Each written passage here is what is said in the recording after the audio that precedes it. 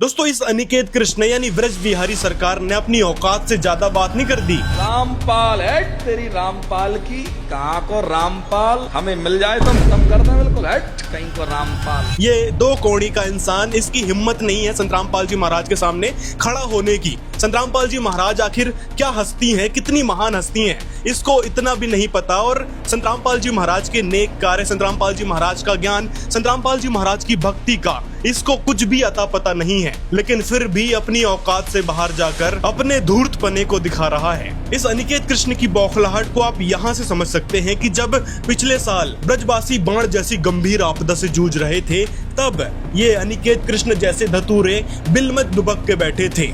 उस समय उस महान संत संत रामपाल जी महाराज ने, उस बाबा रामपाल जी ने वो काम करके दिखाया जो तुम्हारे जैसे धतूरे चंद कथावाचक नहीं कर पाए, जो तुम्हारे जैसे पाखंडी लोग धन अर्जन करने में लगे थे ना।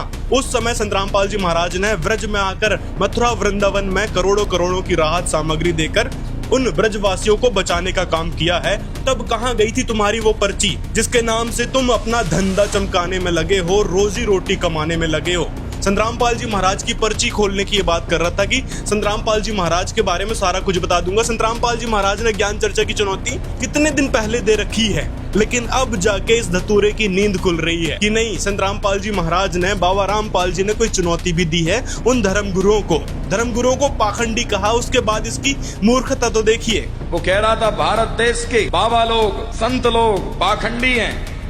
तुम कौन से साजे हो, पहले खुद तो सुधर जाओ, तब तो दूसरों पे उंगली उठाओगे।